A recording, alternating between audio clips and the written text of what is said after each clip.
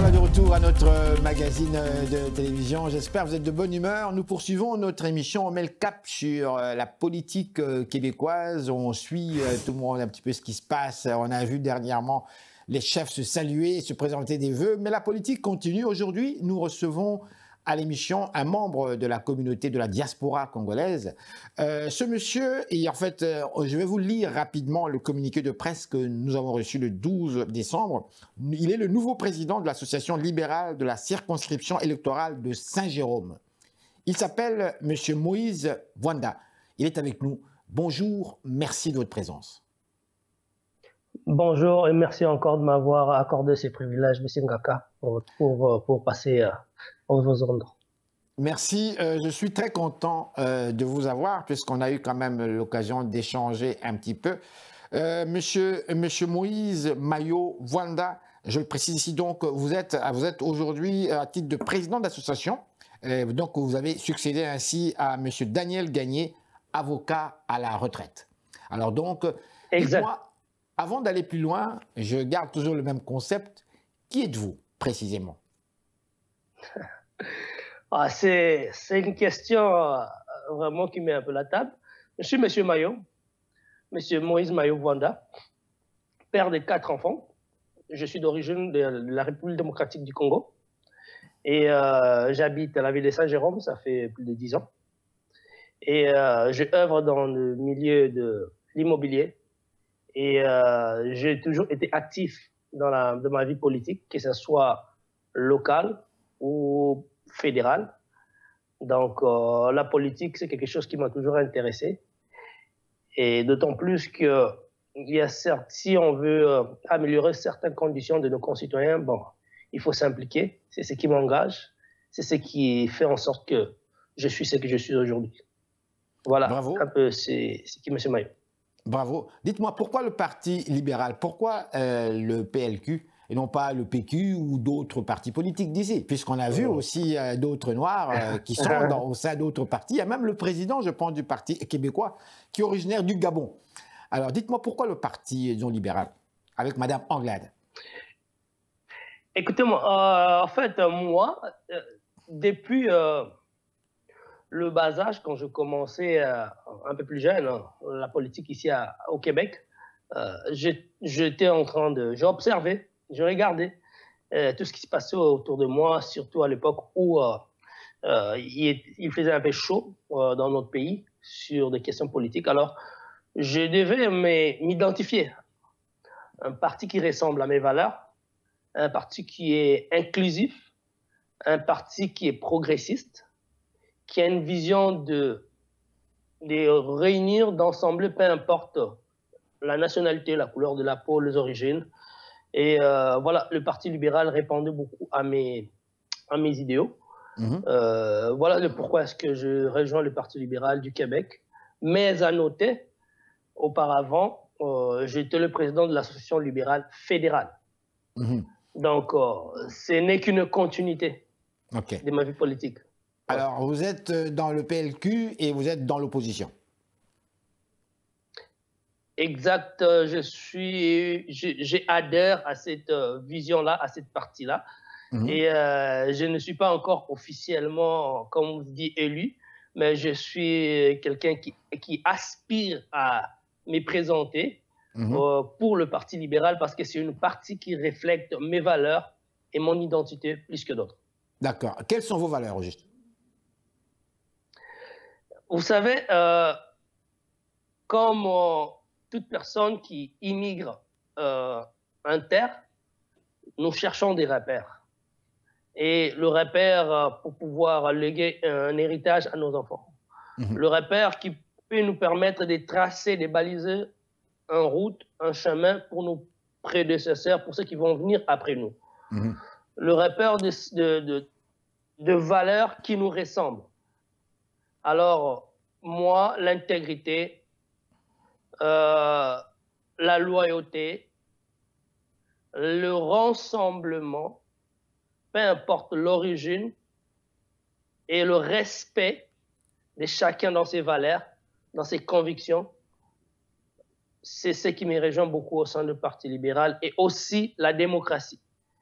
Ça veut dire c'est un parti que tu sois membre, tu as un droit à proposer des idées, et surtout nous qui siégeons dans des comités, Oui. nous proposons des idées, nous débattons, et on discute en collégialité pour pouvoir faire avancer nos causes dans notre société.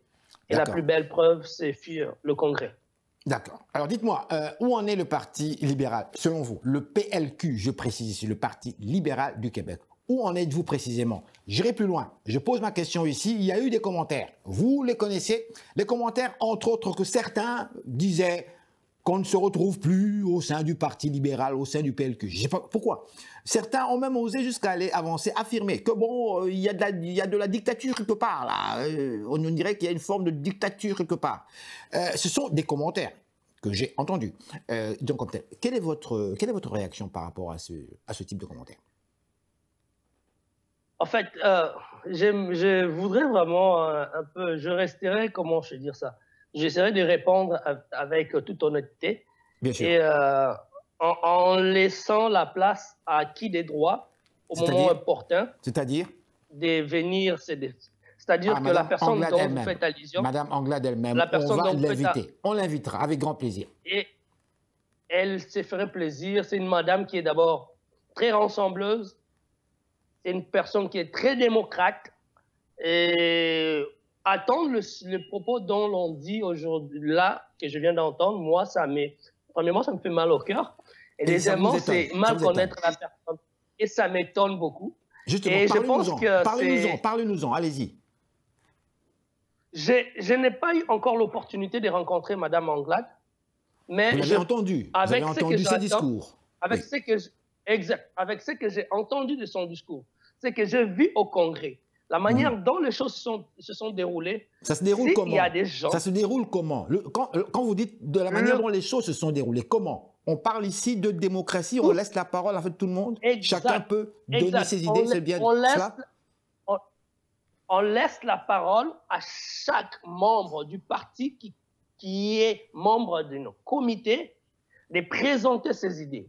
Au sein du Parti libéral, on a eu des résolutions, on appelle ça des résolutions régionaux, il y a des résolutions cadres. Tout ce qui est comme résolution qui constitue la plateforme électorale du Parti libéral a été décidé en collégialité. Ça veut dire en consensus avec tout le monde. On a présenté nos idées, on a présenté nos projets, on a débattu et on a adopté. Il n'y a pas une seule personne qui était assise ou assis dans un coin de table pour décider qu'est-ce qui va arriver. Alors, les personnes, en guillemets, qui prétendent que cette dame-là a des attitudes dictatrices, c'est de la mauvaise amalgame. Ce sont des gens qui ont juste une mauvaise foi, qui ont une mauvaise lecture, qui ne la connaissent pas, qui ne savent pas qu'est-ce qui se passe au sein du Parti libéral du Québec, un parti où la jeunesse prend de la place, on laisse la place à la jeunesse, et la jeunesse propose des idées innovatrices qui vont faire révolutionner les choses au Québec. Ça, je peux vous le garantir. Dites-moi, on a assisté au congrès. Dites-moi, est-ce que, selon vous, les affirmations que j'ai entendues, est-ce que ce serait une forme de racisme, tout simplement, le fait qu'elle soit noire? Pourtant, vous et moi, nous savons, elle n'est pas noire. Enfin, moi, je ne la vois pas comme une noire. Moi, je la vois plutôt comme étant métisse, mélangée. Là. Elle est les deux, elle est noire et blanche. Donc, quand on dit qu'elle est noire, c'est faux. C'est un peu délicat, comme je dis, c'est un peu délicat aujourd'hui répondre à sa place. Oui. Et comme on dit, même un condamné à mort, on doit laisser la parole, le temps de s'exprimer. Et je laisserai cette opportunité à Mme Anglade, mais ce que moi, je vois d'elle, je vous le dis, ça prouve juste qu'il y a des gens qui sont mal intentionnés. On veut repeindre quelqu'un d'une couleur qu'elle ne porte pas. Et je trouve ça juste décevant. Comme on l'a fait avec Michael Jean, c'est ça? Et c'est un peu de la vieille politique que moi je peux appeler. Oui. Mais c'est vraiment dommage. On vit dans une société où le valeur, ni la couleur de la peau, ni les origines ne doivent pas compter, mais c'est plutôt la vision et la vision du projet que la personne propose à la société. Parce que la démocratie n'a pas de couleur, la démocratie n'a pas d'origine. La démocratie a juste un seul objectif, les progrès de la société. Alors, on va parler franc directement. J'aime bien aller droit au but. Vous savez, c'est merveilleux lorsque je vous écoute. Je trouve ça très intéressant. Dites-moi, croyez-vous sincèrement que le Québec, je vous pose ma question franchement, croyez-vous sincèrement que le Québec est prêt à avoir une première ministre noire? Enfin, on dit noire. Moi, je ne la considère pas comme une noire, au fait. Moi, je la vois toujours comme métisse. Mais généralement, on la voit comme une femme noire. Pensez-vous que la population, dans sa grande majorité, est-elle prête à accueillir une première ministre de race noire? Et pas n'importe laquelle, une dame très instruite, très bien formée, descendante d'une famille très très bien formée. En fait, son papa, je vous le rappelle, était parmi ceux qui ont créé l'Université du Québec. Imaginez-vous, le papa de madame, oui, et oui. Donc, ça n'est pas n'importe qui. Mais quand même, on se pose cette question, est-ce que selon vous, selon votre expérience, selon ce que vous sentez, lorsque vous circulez, lorsque vous faites du porte-à-porte, croyez-vous sincèrement que la population est-elle prête à accueillir Mme Anglade comme la future Première ministre du Québec, comme on a connu avec le cas de M. Barack Obama aux États-Unis? Si je peux vous répondre directement, mettons juste la partie origine, ok, de côté, couleur de la peau de côté. On a eu une première ministre ici qui s'appelait Mme Marois. Madame Marois. Marois, oui, bien sûr. Madame Pauline Marois, oui. Si le Québec a accepté une première ministre à la personne de Mme Marois, pourquoi pas Mme Anglade? Du Parti québécois, oui. Voilà, pourquoi pas Mme Anglade? Et à voir ce qui s'est passé au Congrès, je peux vous garantir que le Québec est prêt. Il est prêt pour le changement, il est prêt pour ECHO, il est prêt pour la porteuse des idées innovatrices qui va amener le Québec à la prochaine étape. Le Québec est prêt. Est-ce que ça serait, les prochaines élections seraient faciles, une bataille facile? Je ne pense pas. Mais ce qui est sûr, le Québec est prêt pour élire la première dame noire à la tête du Québec. Et ça, je peux vous la garantir. À voir ce qui s'est passé au Congrès, à voir l'enthousiasme des membres, à voir les projets des sociétés proposés, on se donne rendez-vous juste en 2022. Bon, d'accord. Mais maintenant, dans la réalité, nous avons un monsieur Legault qui est là, de la CAQ, qui, qu'on le veuille ou non, semble marquer des points. En fait, j'ai retenu une phrase. Ce monsieur veut faire des Québécois des millionnaires. Il a dit aux Québécois, je veux que vous soyez des millionnaires. Je vous vois sourire, comme moi, des millionnaires. Pourquoi ça vous fait rire? Ben, je trouve ça un peu dommage. C'est comme si on nous vendait un rêve dans une boîte, sans l'ouvrir.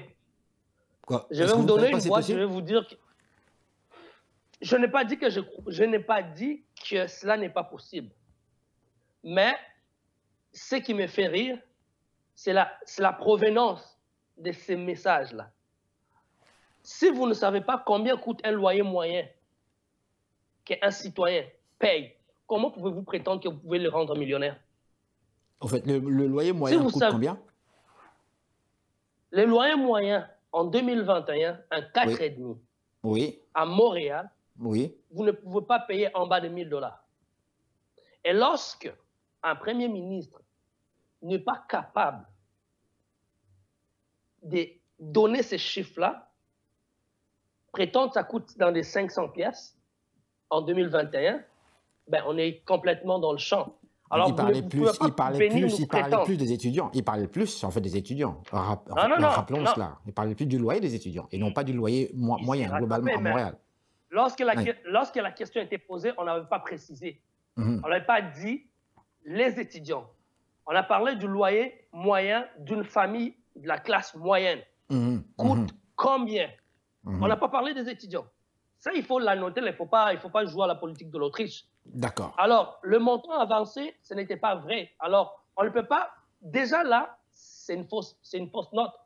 Et partant de ça, c'est pour cela que je souris quand vous avez posé la question, parce qu'on ne peut pas prétendre aider et rendre quelqu'un fort si vous ne connaissez même pas ses faiblesses. Ils partent d'où? Il y a des réalités que la population, les citoyens vivent. Le coût de la vie et l'augmentation que ce soit sur le loyer, ça ne suit pas les salaires. Oui, la nourriture. La nourriture, qu'on sort. Je suis dans le domaine immobilier, je peux vous garantir.